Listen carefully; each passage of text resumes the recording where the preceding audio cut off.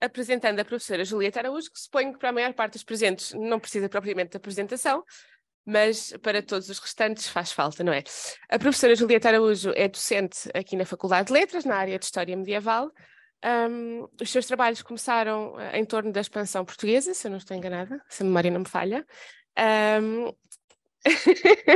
E, entretanto, também trabalhou sobre as relações comerciais entre Portugal e Castela, na Idade Média, e faz parte de um conjunto vasto de organizações científicas e culturais, mas, claro, é também um membro do Centro de História, que muito valorizamos. E, portanto, posso já passar-lhe a palavra, não precisamos de muito mais. Passo-lhe a palavra, então, para nos falar sobre os ofícios e as famílias. Ora, eu queria em primeiro lugar agradecer à Inês e agradecer ao Filipe aqui o apoio técnico. Como sabem, o congresso foi organizado pela professora Manuela Santos Silva, que hoje não pode estar aqui. Queria saudar aqui a mesa, as minhas colegas e, obviamente, queria saudar também os alunos e todos os presentes, que é um gosto tê-los aqui hoje a escutarem uma coisa que faz parte também um bocadinho da nossa matéria, mas apresentada de uma forma um bocadinho diferente. Eu hoje aquilo que vos trago aqui é dentro da temática deste congresso, que é a transmissão do conhecimento, isto é aquilo que eu vou falar, a transmissão do conhecimento dentro da família na Baixa Idade Média. E trago-vos o caso específico de um homem que se chama Diego de Valera, e o Diego de Valera era um cronista castelhano que viveu durante o século XV e que era filho de um médico. Eu tinha pensado também em trazer mais um cronista português, mas verifiquei que depois não conseguia fazer a gestão do tempo e então achei melhor optar só pelo Diego de Valera. E o que é que eu quero demonstrar, ou pelo menos testar a hipótese se será correta ou não. A proposta que eu trago aqui é se o ambiente cultural e a valorização das letras numa família pode proporcionar aos seus membros a oportunidade de se interessarem por aspectos intelectuais e acesso aos mesmos. E assim organizei o trabalho da seguinte forma. Uma primeira parte eu apresento o Diego de Valera e apresento o pai dele, e numa segunda parte explico qual era o ambiente cultural em que ambos viveram. Ora, quem é que foi o Diego de Valera? O Diego de Valera foi um cronista, foi um intelectual que marcou o século XV castelhano. E é um homem que, apesar de ter tido várias ocupações públicas, políticas, arranjou, no entanto, tempo para escrever várias obras, desde obras de caráter genealógico, a tratados de filosofia, a tratados sobre as armas, sobre a nobreza e também obras que me interessam a mim mais particularmente, que são as obras de caráter histórico. Ele fez crónicas dos monarcas castelhanos e uma das crónicas mais interessantes que ele fez foi a crónica do Henrique IV de Castela. Porquê? Porque ele estava vivo e estava a atuar politicamente nesta mesma época e depois vai escrever sobre a época em que viveu. Claro está que vai escrever sobre o seu ponto de vista. O que é que nós sabemos sobre a biografia dele? Bom, pensa-se que ele está nascido em Cuenca, aqui há algumas dúvidas às vezes, mas parte-se do princípio que terá sido em 1402. É um homem que aos 15 anos, e vocês já sabem que a partir dos 14 anos já se tinha a maioridade, aos 15 anos vai para a corte do rei castelhano, que na altura era o Dom João II de Castela, e vai ser criado, ou seja, educado nessa mesma corte. E, obviamente, para a época, o acesso à corte é um acesso a um tipo de vida fora do normal. É um acesso à cultura, é um acesso às oportunidades. Ora, o que é que nós sabemos mais sobre a sua vida? Pois foi educado na corte, foi um jovem pajem na corte de Dom João II. Em 1431 vai-se apresentar como militar, ele é filho de nobres, por isso vai se apresentar como militar, vai participar naquilo que é a Batalha de Higuera. Em 1435 vai-se apresentar outra vez, o nome dele aparece outra vez ligado a uma campanha militar, neste caso o cerco de Huelva, onde vai receber a ordem de cavalaria. Por isso, isto significa que ele se teve que destacar nos seus atos militares, porque muitos participavam nos atos militares, mas nem todos recebiam ordens de cavalaria, não é? Por isso, ele alguma coisa teve que fazer de diferente em relação aos outros. Sabemos também que foi um homem muito viajado. Em 1437 vai ser enviado para viajar como representante do monarca até Carlos VII de França. Vai ser enviado para a Boêmia, vai ser enviado para Praga. Por isso, ele é um homem que tem que ter também capacidades diplomáticas para o monarca estar sistematicamente a enviar como representante. vai regressar em Espanha, em 1442 já o encontramos, em 1438 vai regressar à Espanha e vai ser colocado ao serviço do filho de Dom João II, que era o jovem Dom Henrique. O jovem príncipe Dom Henrique, que irá ser o futuro Henrique IV de Castela. Pois sabemos também que, apesar de haver este conhecimento e este relacionamento, não vai ser exatamente a mesma coisa quando Henrique IV vai subir ao trono. Bom, mas de qualquer maneira, em 442 volta de novo a ser enviado como diplomata, porque quando o monarca envia um seu representante, está a enviá-lo num aspecto de diplomacia, vai ser de novo enviado para, de novo, diferentes reinos, entre os quais o reino de Inglaterra e a Borgonha. Regressando a Castela em 1444, Dom João II continua a utilizar os seus serviços. E apesar desta vida, que como estamos a ver que no campo da diplomacia é uma vida extremamente ativa, por isso vemos que ele está sistematicamente a ir para as diferentes cortes representando Castela, apesar disto ele vai conseguir arranjar tempo para escrever as suas obras. Ora, sistematicamente, quando é necessário casos delicados, quem vai ser escolhido para se representar Castela vai ser este homem, Diego de Valera. Vai haver uma altura em que há uma questão diplomática em que o conde de Armagnac, que era um aliado de Castela, vai estar preso, vai estar sob o controle do rei de França, e era preciso alguém que fosse falar a favor deste conde de Armagnac. Quem é que vai, então, falar a favor deste homem, defendê-lo, apresentando as suas razões, em nome do rei de Castela? Pois vai ser exatamente Diego de Valera. Diego de Valera vai, então, para a França, em 1448, em defesa do conde de Armagnac, e realmente ele devia ter uma enorme capacidade de diálogo, porque a verdade é que este homem vai ser libertado. E se ele é liberto, é porque a sua defesa foi feita de uma forma eficiente. Não é? Por isso, Diego de Valera devia realmente ter várias capacidades. Ora, como é que nós sabemos todas estas coisas deste homem? Porque muitas vezes nós não sabemos muita coisa sobre os nossos cronistas. Como é que nós sabemos estas coisas? Bom, por um lado, porque outros cronistas o referiram, mas também porque, no caso de Diego de Valera, acontece uma coisa que por vezes não acontece nas outras obras, que é ele referir a sua própria presença e ele dar a sua opinião sobre os acontecimentos, e por isso muitas das referências que nós temos são exatamente referências que ele apresenta nas suas obras.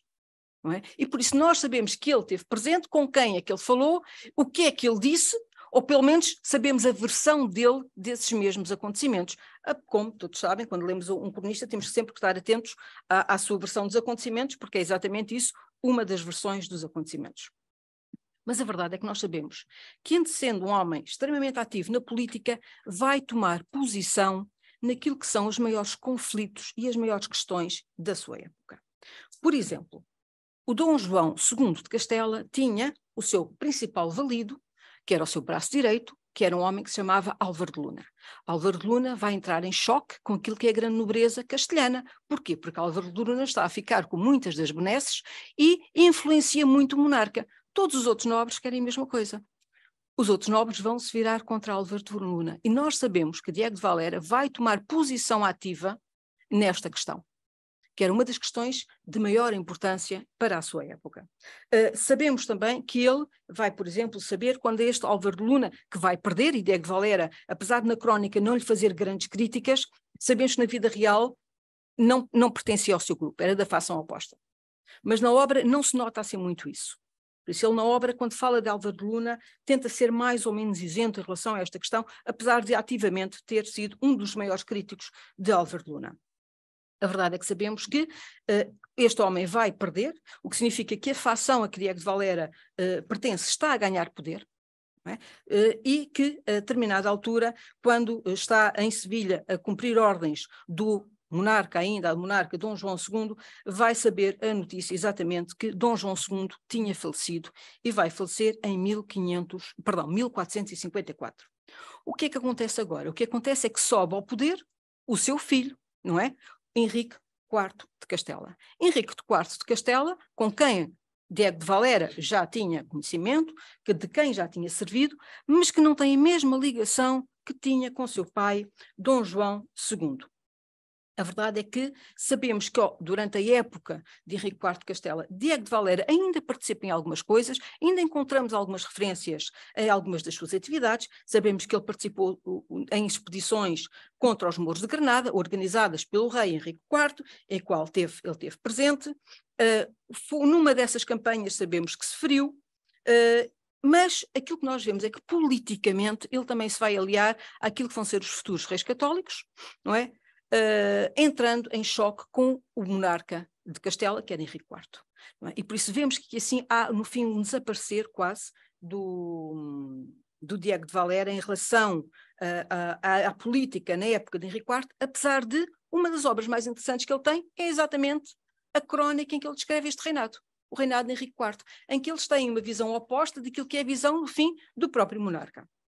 Ora, mas claro está que tomar posições, por vezes tem vantagens, por vezes tem consequências. No caso de Diego de Valera, ele teve vantagens.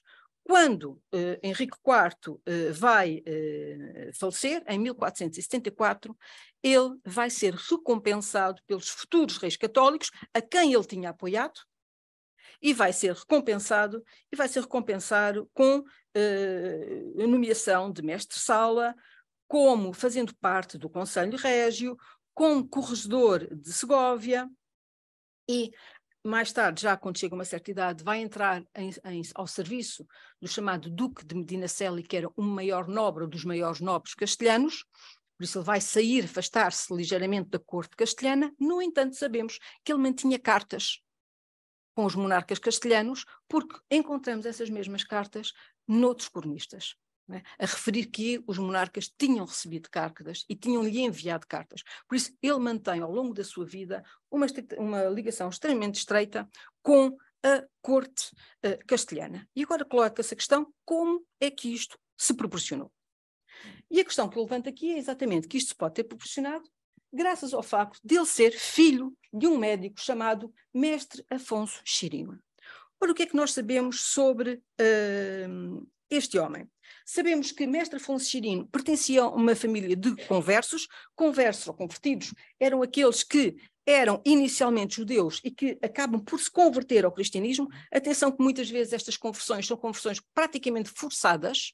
Não é? Lembrem-se que nós estamos numa altura em que a perseguição aos judeus na península é extremamente forte, principalmente quando os reis católicos sobem ao poder, não é? Mas já antes havia uma má vontade, só que acontecia outra coisa, que era, por exemplo, no campo da medicina, este mestre Afonso Chirino era um médico, aliás era um cirurgião, e era o mestre das chagas, ou seja, ele fazia ainda por cima os exames aos futuros médicos. E o que é que nós sabemos sobre este médico? Que na sua época, muitos dos médicos, e já anteriormente, eram judeus ou muçulmanos. Não é? E por isso era normal que houvesse dentro da própria família uma transmissão do saber. Não necessariamente sempre dentro das mesmas áreas, mas a verdade é que havia uma transmissão de saber que provavelmente já teria vindo do seu pai. Ora, nós sabemos que este homem terá nascido, pensa-se que ou em Cuenca ou em Guadalajara, e porquê é que nós sabemos isto, ou partimos deste princípio? Porque ele se chama a si próprio, ou parece referido, como Mestre Afonso de Cuenca ou Mestre Afonso de Guadalajara, o que significa que, em princípio, ou terá sido de um sítio, ou terá sido de outro, uma vez que é a referência da sua cidade de nascimento. Quando é que também ele pensa-se que terá nascido? Em 1365. Isto é o que se sabe. Ora, este é também um homem interessante para a sua época. E porquê? Porque a sua forma de escrever, e ele vai escrever uma obra, que esta estão aqui a ver, se chama Tratado chamado de Menor Dano da Medicina, composto por um muito famoso mestre Afonso Chirino, físico del rei Dom João II de Castela e seu alcaide, e examinador dos físicos e cirurgiãos dos seus reinos. E esta obra é uma obra, como eu torno a dizer, fora do normal. Fora do normal porquê? Porque a maneira como ele escreve e o tema sobre o qual ele escreve é uma abordagem fora do comum. Em primeiro lugar, uma das coisas que ele quer fazer é apresentar, não é, um tratado de medicina em que Os doentes, no fim, evitavam os médicos. O que é que ele vai dizer na sua obra? O que ele vai dizer na sua obra é que se deve evitar os médicos, porque muitos dos médicos são ignorantes. Como podem ver, não foi muito bem recebida na sua época, foi extremamente criticada pelos restantes colegas do ofício, mas na realidade a obra toda, e como vocês podem ver pelo título, é exatamente isto. E então o que é que ele vai dizer? E atenção que estamos a falar de um homem que para a sua época tem todos os títulos possíveis de médico. Ele é bachelier, ele é licenciado, ele é mestre, por isso, todos os títulos médicos que ele podia ter, ele tem. E, no entanto, vai escrever esta obra. E é uma obra de caráter, no fim, didático. Ele quer ensinar. E o que é que ele quer ensinar? O que ele quer ensinar é que devia haver sistemas, que é aquilo que ele está a apresentar, no fim, ele está a apresentar um guia em que as pessoas deviam evitar adoecer. E ele dá o sistema, no fim, a medicina é um caso de medicina preventiva, ele ensina como é que as pessoas devem evitar adoecer. Por exemplo, variando a alimentação. Ele dá uma série de exemplos do que é que e depois, se adoecerem conforme o tipo de doença, o que é que se pode ou deve fazer para se poder curar sem recorrer ao médico.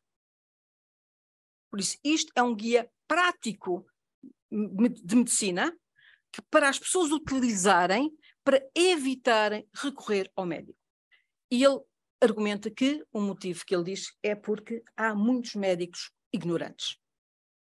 E que por isso as pessoas deviam evitar colocar-se nas mãos destes médicos ignorantes. Ora, ele é um homem que se apresenta sempre com uma certa modéstia, ele apresenta o seu trabalho como o menor dos médicos. No entanto, nós estamos a falar de um homem que era um médico particular do rei Dom João II de Castela. Por isso, para ele ser o médico particular do rei, e atenção que os reis normalmente tinham diferentes tipos de médicos, mas os médicos não eram escolhidos pela religião. Os médicos eram escolhidos, os médicos dos reis, atenção, eram escolhidos pela competência. O que significa que este homem tinha que ser realmente extremamente competente naquilo que fazia. Ora, ele apresenta-se, como eu estava a dizer, como o menor dos médicos, mas na realidade ele é o médico pessoal do rei e na corte de Dom João II, nesta altura, havia vários médicos judeus e também médicos muçulmanos. O que é que sabemos da vida dele?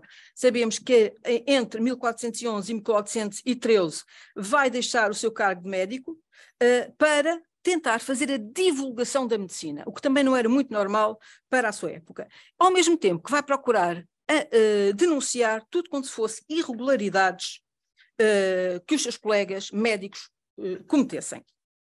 Isto vai fazer com que obtenha dos maiores cargos da sua época, porque era o juiz e presidente do Tribunal dos Médicos na sua época, a partir de 1422.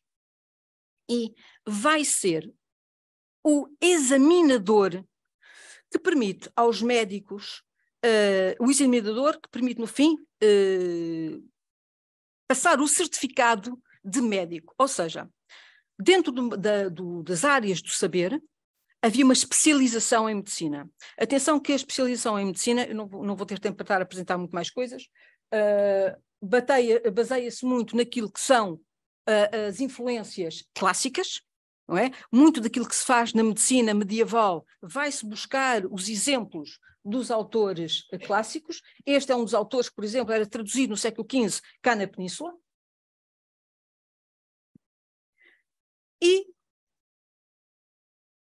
temos aqui vários médicos e defensores da cultura, o caso de Afonso X de Castela. Tudo isto para vos dizer que desde Afonso X de Castela que há referência pelo menos a este certificado de médico. E este certificado de médico era o quê? Era um exame que os médicos que tinham que fazer antes de poderem exercer determinados tipos ou graus, vá lá, de tratamentos. Quem é que era o examinador destes médicos? Era este homem. E ao longo da história medieval, pelo menos, encontramos raríssimas exceções para pessoas que não tenham que fazer este exame de medicina. Era o regra geral, o comum, o normal. E aquilo que nós vamos saber é que este homem vai ser um homem fora daquilo que eram os cânones da época, que vai fazer uma obra que vai ser extremamente criticada na sua época pelos seus colegas, mas cuja competência não era colocada em causa. A competência dele enquanto médico não era colocada em causa. E ora, este tratado da medicina que ele faz é exatamente na tentativa de defesa dos doentes. Este é um homem que teve 2 casamentos. O primeiro casamento nasce Diego de Valera. Infelizmente também Diego de Valera vai falecer extremamente cedo, o que significa que Diego de Valera vai ser criado pela segunda esposa de Alonso Chirino. No entanto, a verdade é que vai ser graças aos conhecimentos, à cultura em que ele vai ser criado já durante o segundo casamento do seu pai, que lhe permitem ter acesso à corte, pelo que creio que podemos concluir com uma certa tranquilidade, ou pelo menos tendo em conta as informações que a vida de ambos nos transmite, que Diego de Valera foi educado num ambiente quer familiar, quer de criação, privilegiado no que diz respeito ao apreço pela cultura e pela ciência. Numa época em que quer a cultura cristã, quer a cultura árabe peninsular, tem uma base comum na cultura clássica que circula durante séculos através de diversas traduções. O acesso aos livros e aos mestres foi facilitado graças à formação e aos contactos do seu pai e, obviamente, isto permitiu-lhe um ambiente em que foi criado propício a que Diego de Valera fosse um homem dedicado às letras. Obrigada, era isto.